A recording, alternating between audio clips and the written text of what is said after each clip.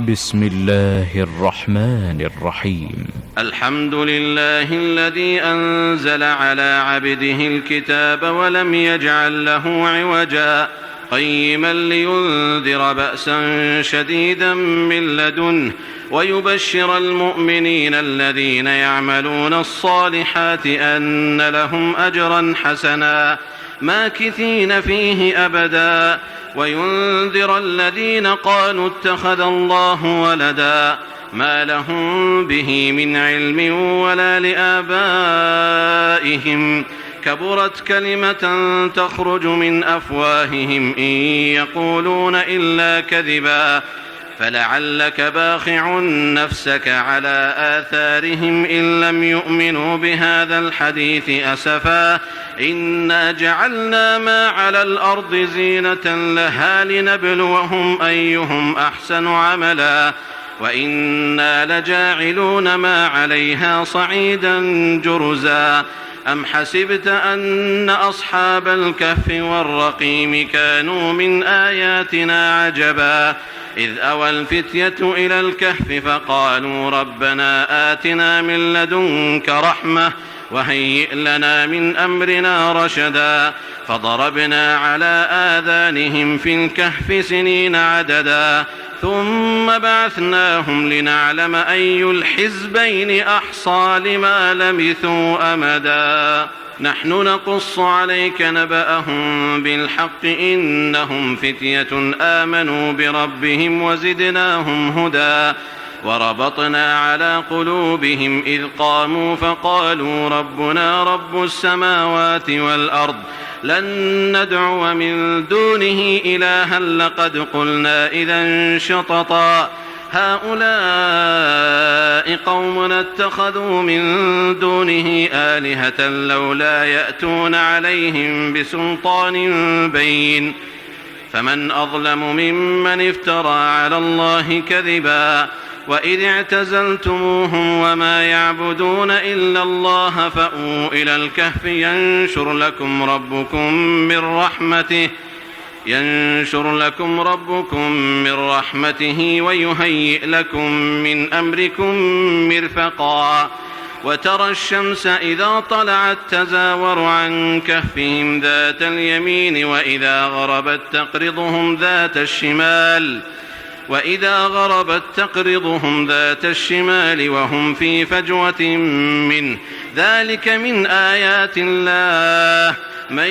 يهد الله فهو المهتد ومن يضلل فلن تجد له وليا مرشدا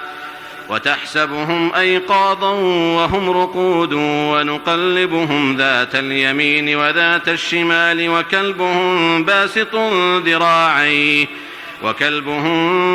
باسط ذراعيه بالوصيد لو اطلعت عليهم لوليت منهم فرارا ولملئت منهم رعبا وكذلك بعثناهم ليتساءلوا بينهم قال قائل منهم كم لبثتم قالوا لبثنا يوما أو بعض يوم قالوا ربكم أعلم بما لبثتم فابعثوا أحدكم بورقكم هذه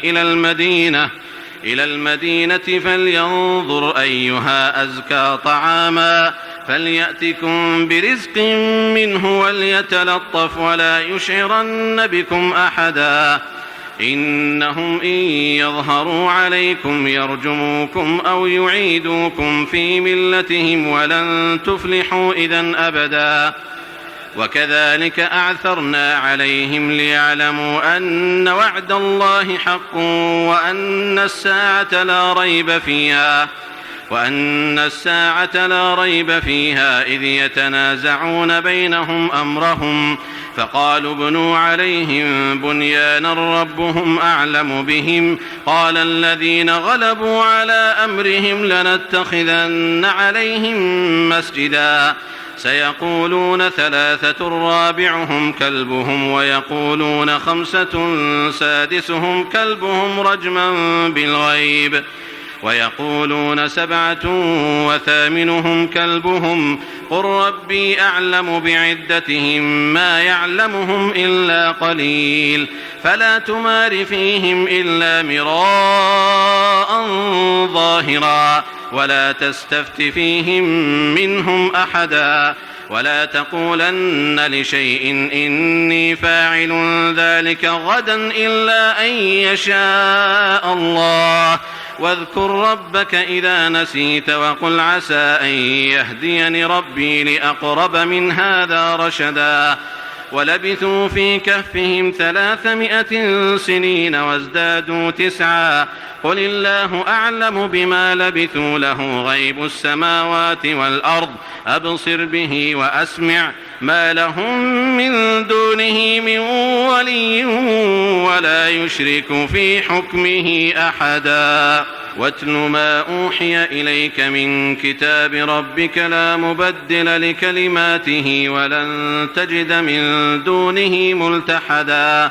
واصبر نفسك مع الذين يدعون ربهم بالغداة والعشي يريدون وجهه ولا تعد عيناك عنهم تريد زينة الحياة الدنيا ولا تطع من أغفلنا قلبه عن ذكرنا واتبع هواه وكان أمره فرطا وقل الحق من ربكم فمن شاء فليؤمن ومن شاء فليكفر إنا أعتدنا للظالمين نارا أحاط بهم سرادقها وإن يستغيثوا يغاثوا بماء كالمهل يشوي الوجوه بئس الشراب وساءت مرتفقا إن الذين آمنوا وعملوا الصالحات إنا لا نضيع أجر من أحسن عملا أولئك لهم جنات عدن تجري من تحتهم الأنهار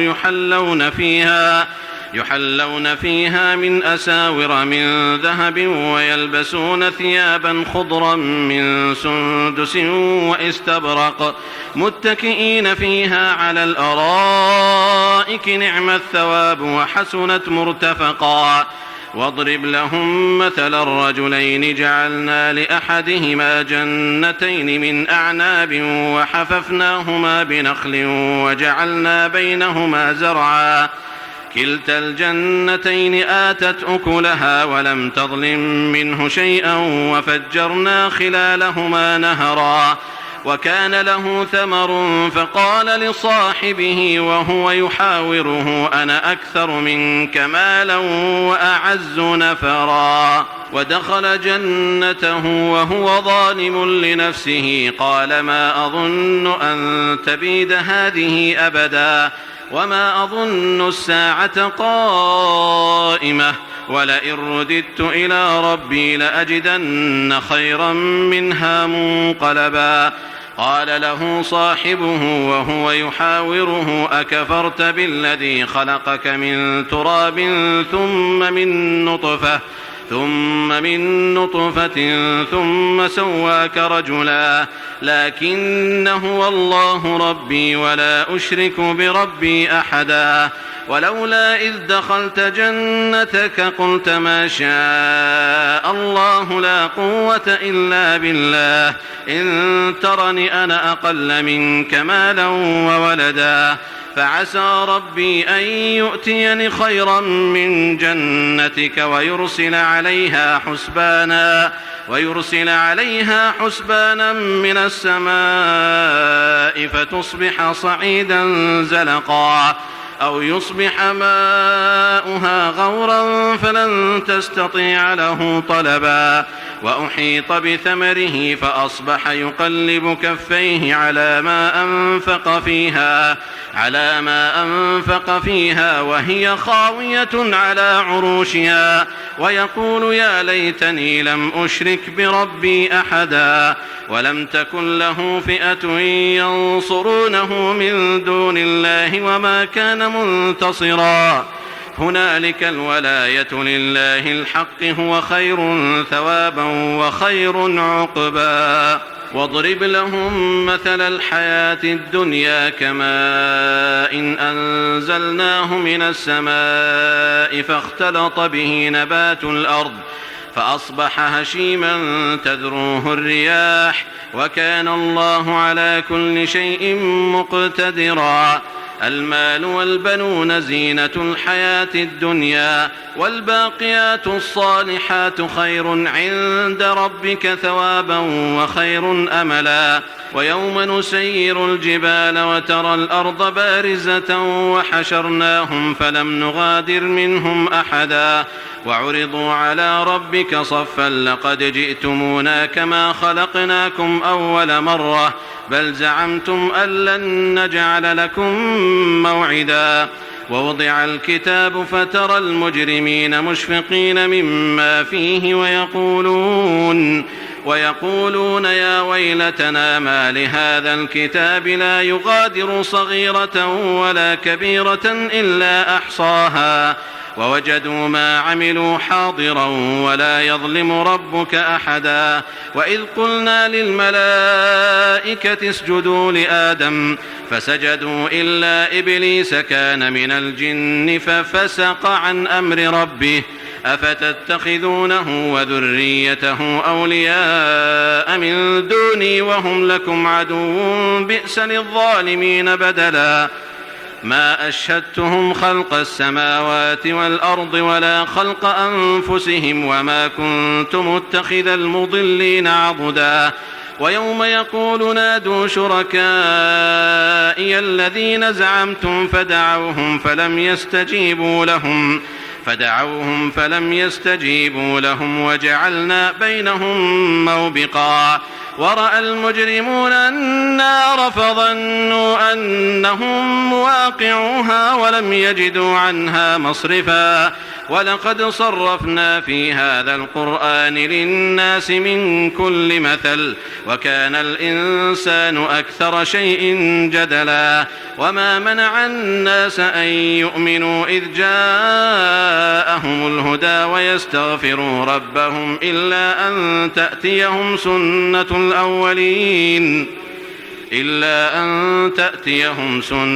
الأولين أو يأتيهم العذاب قبلا. وما نرسل المرسلين إلا مبشرين ومنذرين ويجادل الذين كفروا بالباطل ليدحضوا به الحق واتخذوا آياتي وما أنذروا هزوا. ومن أظلم ممن ذكر بآيات ربه فأعرض عنها ونسي ما قدمت يداه إنا جعلنا على قلوبهم أكنة أن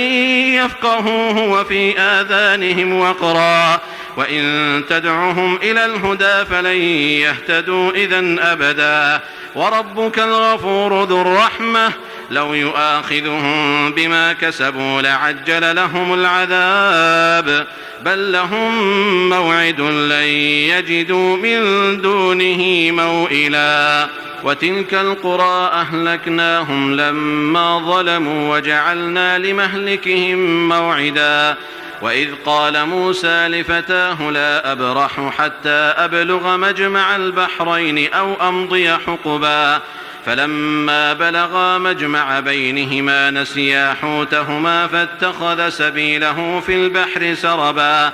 فلما جاوزا قال لفتاه آتنا غداءنا لقد لقينا من سفرنا هذا نصبا.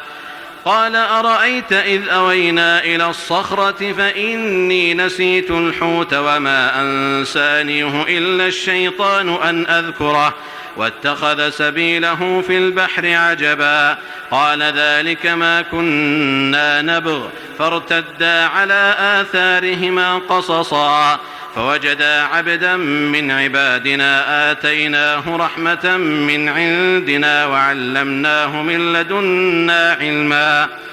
قال له موسى هل أتبعك على أن تعلمني مما علمت رشدا قال إنك لن تستطيع معي صبرا وكيف تصبر على ما لم تحط به خبرا قال ستجدني إن شاء الله صابرا ولا أعصي لك أمرا.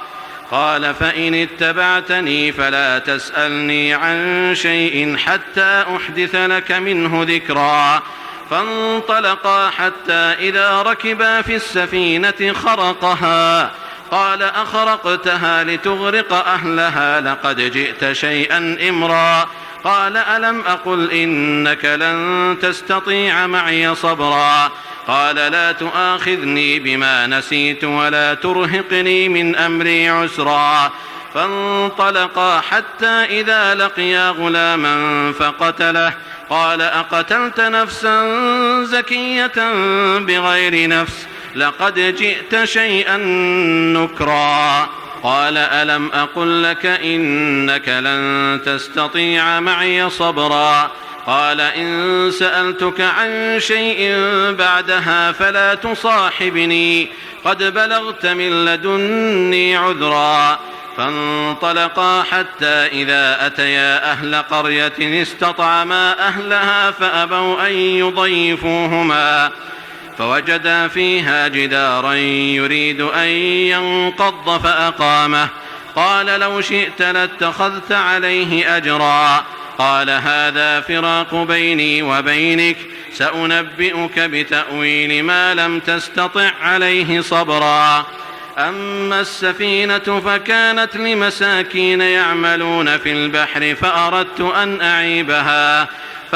أن أعيبها وكان وراءهم ملك يأخذ كل سفينة غصبا. وأما الغلام فكان أبواه مؤمنين فخشينا أن يرهقهما طغيانا وكفرا فأردنا أن يبدلهما ربهما خيرا منه زكاة وأقرب رحما. وأما الجدار فكان لغلامين يتيمين في المدينة وكان تحته كنز لهما وكان أبوهما صالحا فأراد ربك أن يبلغا أشدهما ويستخرجا كنزهما رحمة من ربك وما فعلته عن أمري ذلك تأويل ما لم تسطع عليه صبرا. ويسألونك عن ذي القرنين قل سأتلو عليكم منه ذكرا. إنا مكنا له في الأرض وآتيناه من كل شيء سببا فأتبع سببا حتى إذا بلغ مغرب الشمس وجدها تغرب في عين حمئة ووجد عندها قوما قلنا يا ذا القرنين إما أن تعذب وإما أن تتخذ فيهم حسنا. قال أما من ظلم فسوف نعذبه ثم يرد إلى ربه فيعذبه عذابا نكرا. وأما من آمن وعمل صالحا فله جزاء الحسنى وسنقول له من أمرنا يسرا. ثم أتبع سببا حتى إذا بلغ مطلع الشمس وجدها تطلع على قوم لم نجعل لهم من دونها سترا كذلك وقد أحطنا بما لديه خبرا. ثم أتبع سببا حتى إذا بلغ بين السدين وجد من دونهما قوما لا يكادون يفقهون قولا. قالوا يا ذا القرنين إن يأجوج ومأجوج مفسدون في الأرض فهل نجعل لك خرجا على أن تجعل بيننا وبينهم سدا. قال ما مكني فيه ربي خير فأعينوني بقوة أجعل بينكم وبينهم ردما. آتوني زبر الحديد حتى إذا ساوى بين الصدفين قال انفخوا حتى إذا جعله نارا قال آتوني أفرغ عليه قطرا فما استطاعوا أن يظهروه وما استطاعوا له نقبا قال هذا رحمة من ربي فإذا جاء وعد ربي جعله دكاء وكان وعد ربي حقا وتركنا بعضهم يومئذ يموج في بعض ونفخ في الصور فجمعناهم جمعا وعرضنا جهنم يومئذ للكافرين عرضا الذين كانت أعينهم في غطاء عن ذكري وكانوا لا يستطيعون سمعا أفحسب الذين كفروا أن يتخذوا عبادي من دوني أولياء إنا أعتدنا جهنم للكافرين نزلا قل هل ننبئكم بالأخسرين أعمالا الذين ضل سعيهم في الحياة الدنيا وهم يحسبون أنهم يحسنون صنعا أولئك الذين كفروا بآيات ربهم ولقائه فحبطت أعمالهم فلا نقيم لهم يوم القيامة وزنا ذلك جزاؤهم جهنم بما كفروا واتخذوا آياتي ورسلي هزوا إن الذين آمنوا وعملوا الصالحات كانت لهم جنات الفردوس نزلا خالدين فيها لا يبغون عنها حولا قل لو كان البحر مدادا لكلمات ربي لنفد البحر قبل أن تنفد كلمات ربي ولو جئنا بمثله مددا قل إنما أنا بشر مثلكم يوحى إلي أنما إلهكم إله واحد فمن كان يرجو لقاء ربه فليعمل عملا صالحا ولا يشرك بعبادة ربه أحدا.